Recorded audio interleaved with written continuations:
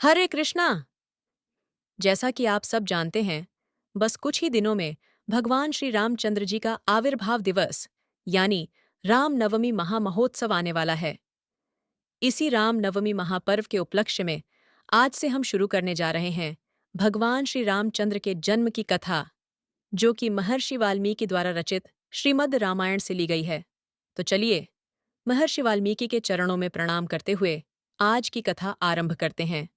पूजन्तं राम रामेति मधुरम मधुराक्षरम आरोह्य कविता शाखाम वंदे वाल्मीकि कोकिलम यपिबंस्तं रामचरितामृत सागरम अतृप्त मुनिवंदे प्राचेतसम कल्मषम। अयोध्या नगरी का दिव्य वर्णन। इस कथा की शुरुआत होती है राजा दशरथ द्वारा सुरक्षित अयोध्या नगरी के भव्य वर्णन से। सर्वापूर्वमयम यस्यामासीत कृत्स्ना वसुंधरा प्रजापति मुदायन पांडाम जयशालिनी। पूर्व काल से संपूर्ण पृथ्वी प्रजापति मनु से लेकर अब तक इक्ष्वाकु वंश के विजयशाली नरेशों के अधिकार में रही है।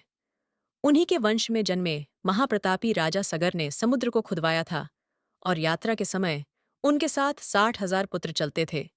इसी इक्ष्वाकु वंश की महान परंपरा में श्रीमद् वाल्मीकि रामायण नामक इस महान काव्य की रचना हुई, जिसके श्रवण से धर्म, अर्थ, काम और मोक्ष ये चारों पुरुषार्थ सिद्ध होते हैं। इसलिए दोष दृष्टि का त्याग करके इस कथा को श्रद्धापूर्वक सुने। कौशल देश और अयोध्या नगरी। कौशलो नाम मुदितः स्फीतो जनपदो महान निविष्टः सरयू तटे प्रभूतधन धान्यवान। सरयू नदी के किनारे स्थित कौशल नामक जनपद बहुत विशाल, समृद्ध और धन धान्य से परिपूर्ण था। उसी जनपद में स्थित थी अयोध्या नगरी, जो तीनों लोकों में विख्यात थी। इस नगरी को स्वयं महान चक्रवर्ती सम्राट मनु ने बसाया था। ये 12 योजन लंबी और 3 योजन चौड़ी थी। बाहर जाने के लिए इसमें विशाल राजमार्ग थे और यह अनेक वृक्षों और लताओं से घिरी हुई थी। जिस प्रकार स्वर्ग में इंद्र ने अमरावती नगरी बसाई थी, उसी प्रकार धर्म और न्याय के बल से राजा दशरथ ने इस दिव्य अयोध्या नगरी का निर्माण कराया था।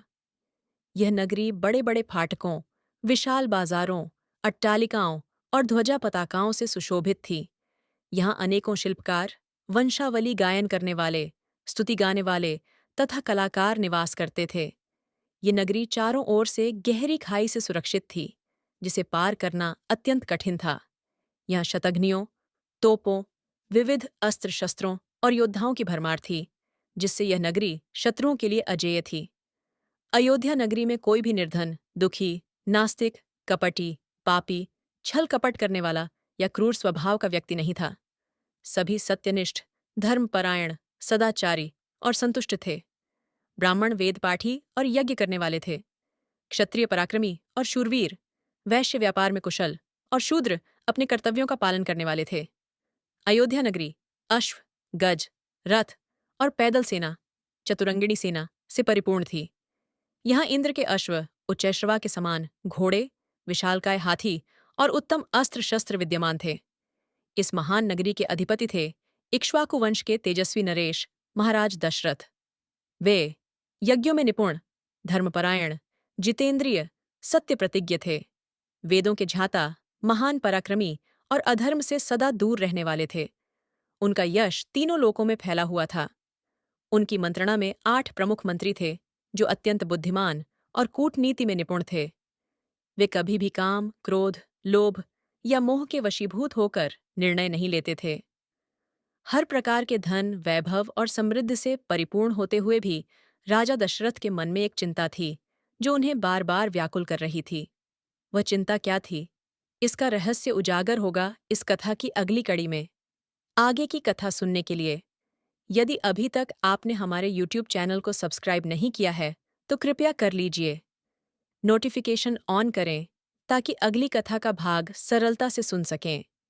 आइए, आने वाली रामनवमी के लिए अपने मन और चेतना को तैयार करें और प्रभु श्री राम का स्मरण एवं चिंतन करते हुए अपनी चेतना को उनके चरणों में स्थिर करने का प्रयास करें। हरे कृष्णा।